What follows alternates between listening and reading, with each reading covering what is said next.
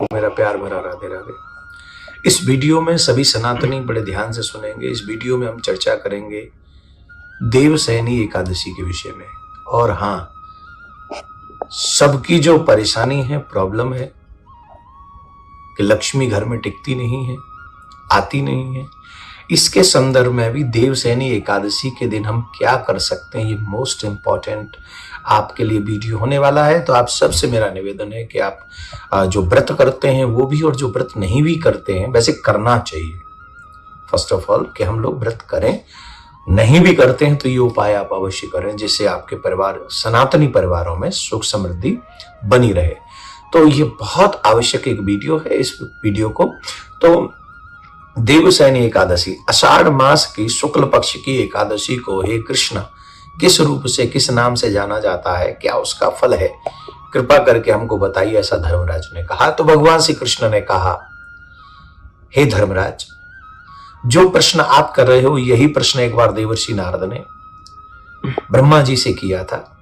और ब्रह्मा जी ने जो कथा सुनाई थी वो मैं तुमको सेम वही कथा सुनाता हूं। एक बार पूर्व में एक राजा हुआ जिनका नाम था मानधाता। उनके राज्य में अकाल पड़ गया था, बहुत तगड़ा। 3 साल तक बारिश ही नहीं हुई थी।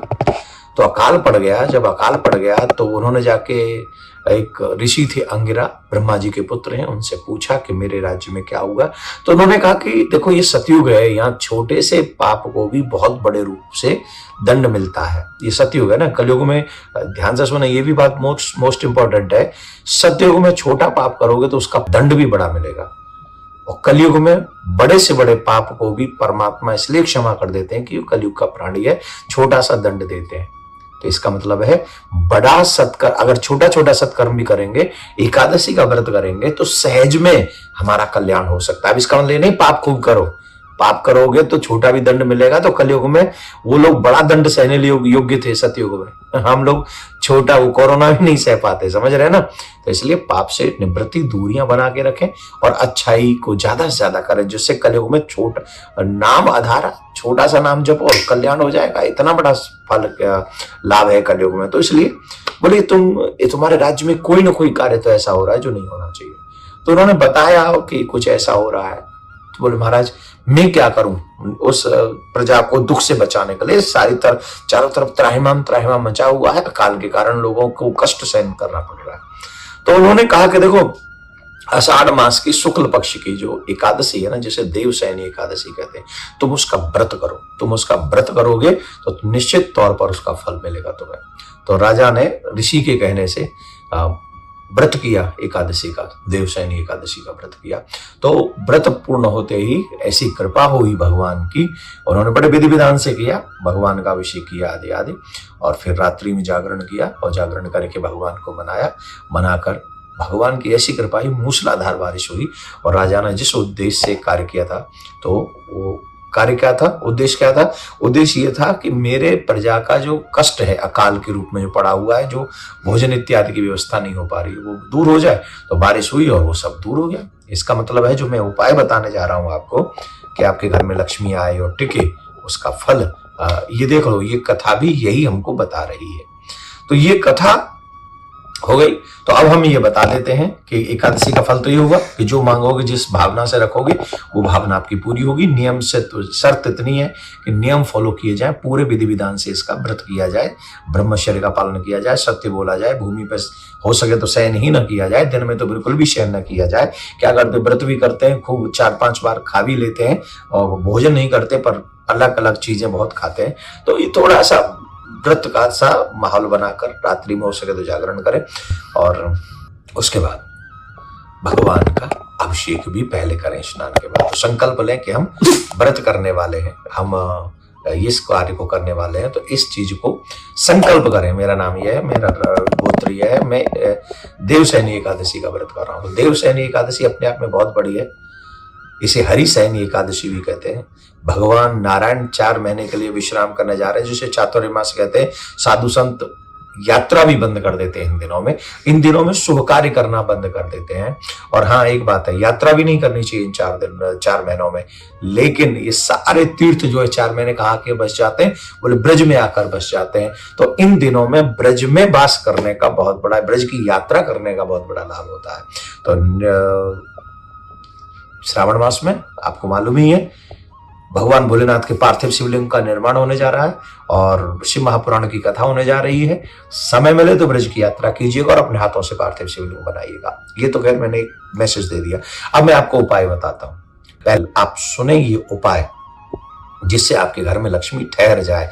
तो लक्ष्मी कैसे ठहरेगी? तो आप एक कार्य कीजिएगा कि एकादशी का व्रत जब करें, ब्रह्म मुहूर्त में जब आप उठें, स्नान करें, स्नान के बाद में दक्षिण मुखी शंख लें और दक्षिण मुखी शंख में लेकर शंख से भगवान विष्णु का अभिषेक करें पंचामृत से अभिषेक करें। और जब आप पंचामृत से भगवान विष्णु का, लक्ष्मी माँ का अभिषेक करेंगे तो इससे माँ लक्ष्मी बहुत शीघ्र प्रसन्न होंगी और माँ लक्ष्मी आपके घर में निवास करने का निश्चय करेंगे। दूसरा और एक उपाय बताता हूं कि जब पूजन हो जाए, पूजन करके माँ लक्ष्मी का, नारायण भगवान का पूजन करके, मीन्स राधा कृष्ण का पूजन करके, मीन्स सीताराम जी का पूजन करके, समझ गए, उनका पूजन करके आप उन पर ₹1.25 या तो ₹1.25 तो मिलेगा नहीं तो ₹11 ले लें और चांदी का सिक्का हो तो चांदी का सिक्का ले लें और वो नारायण भगवान के ऊपर, लक्ष्मी जी के ऊपर, राधा कृष्ण जी के ऊपर, प्रिया कांजू के ऊपर ऐसे न्यौछावर करें और न्यौछावर करके वहीं रख दें। और जब पारायण करें दूसरे दिन तब वहां से उसको लें और लाल वस्त्र में या पीले वस्त्र में, पीला वस्त्र ज्यादा शुभ है, पीले वस्त्र में लें।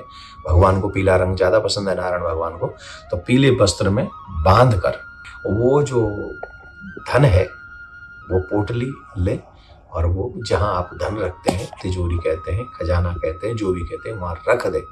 इसके बाद धीरे धीरे ये व्रत करेंगे, व्रत का ये फल इसमें आएगा और ये फल आएगा तो क्या होगा, आपके घर में सुख समृद्धि अवश्य वास करेगी।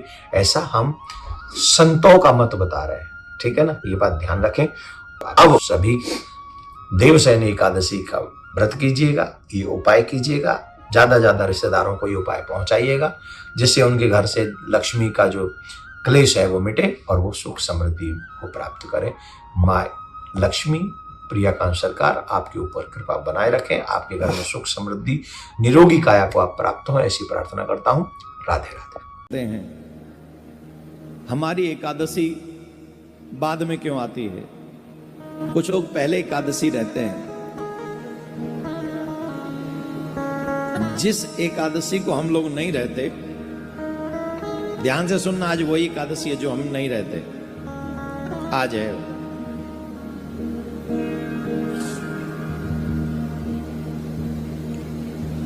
जिस एकादशी में 10वीं स्पर्श करे, एक बात समझ लीजिए, जो मनुष्य एकादशी व्रत तो सब लोग रहते हैं, लेकिन शास्त्रों में कहते हैं कि कई लोग व्रत करने वाले ऐसी गलती कर बैठते हैं जो वही एकादशी का व्रत उन्हें नरक ले जाता है। वही एकादशी का व्रत उन्हें नरक में ले जाता है। इसलिए व्रत तो करना चाहिए पर शास्त्र अनुसार करना चाहिए, सोच समझ के एकादशी का व्रत करना चाहिए। शास्त्रों में कैसे एकादशी का व्रत करना चाहिए, कौन सी एकादशी का व्रत करना चाहिए, इसका स्पष्ट निर्देश है। स्मारत और वैष्णव एकादशी 2 होती हैं। 10वीं तिथि, ध्यान से सुनना, 10वीं तिथि एकादशी तिथि को अगर स्पर्श करते, वो एकादशी नहीं रहनी चाहिए।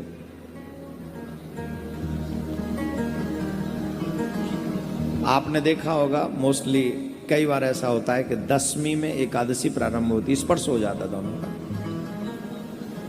तो वो एकादशी जिसमें 10वीं तिथि का स्पर्श हो, वो एकादशी का व्रत निषिद्ध है। एकादशी तिथि द्वादश तिथि का भी स्पर्श करती हो, अगर जैसे एकादशी हम व्रत कर रहे हैं और उसमें द्वादशी स्पर्श हो रहा हो, तो वही उत्तम एकादशी का व्रत माना गया है, श्रेष्ठ एकादशी का व्रत माना गया है, जो मोस्टली हम लोग रहते हैं। भविष्य पुराण में कहा गया है कि सूर्योदय के पहले 4 दंड काल यानी 1 घंटा 36 मिनट यदि दशमी नाम मात्र भी रहती है तो भी वह एकादशी उपवास करने के योग्य नहीं है। स्कंद पुराण में है, उमा महेश्वर संवाद में ऐसा वर्णन आता है, जो दशमी युक्त एकादशी करता है वो निश्चय ही नरक जाने की इच्छा करता है। ये हम नहीं कह रहे हैं, बाबा भोलेनाथ मां पार्वती को उमा जी से महेश्वर कहते हैं। जो दशमी से स्पर्शित एकादशी है, जो मनुष्य उस व्रत को करता है, वह नरक जाने की इच्छा रखता है। ब्रह्म पुराण में आता है कि धृतराष्ट्र के 100 पुत्रों का नाश हो गया। उसके पीछे एक रीजन ये भी था, उसकी जो पहली पत्नी थी उसके साथ धृतराष्ट्र ने दशमी स्पर्श वाली एकादशी का व्रत किया था, जिसके कारण उसके वंश का नाश हुआ। ऐसा हम नहीं कहते, ये ब्रह्म पुराण में आता है। इसलिए हम लोगों को वैष्णव एकादशी का व्रत करना चाहिए। जो चाहे उसमें द्वादशी स्पर्श हो जाए, इवन त्रयोदशी भी कहीं स्पर्श होती हो, द्वादशी बहुत कम समय के लिए द्वादशी रही हो, और त्रयोदशी भी, वो तो श्रेष्ठ एकादशी का व्रत माना गया है। इसलिए ये संदेह कभी नहीं करना चाहिए। और जो शास्त्र 3 पुराणों का वर्णन किया मैंने आपके आगे इसमें, इसलिए आप हमेशा कंफ्यूजन में रहने वाले लोगों को चाहिए कि वह हमारे फेसबुक पेज इत्यादि को लाइक कर लें। उस पर पहले डाल दिया जाता है, यूट्यूब वगैरह पे भी डाल दिया जाता है, ट्विटर पे तो शायद नहीं डलता है मुझे नहीं पता, पर फेसबुक पे डलता है, ये मुझे पता है। तो आप लोग सारे सोशल मीडिया में जितने भी सोशल मीडिया स्टेज हैं, पेज हैं, उन सबको लाइक करके इन सब धर्म के कार्य को आगे बढ़ाएं, सनातन की आवाज को आगे बढ़ाएं।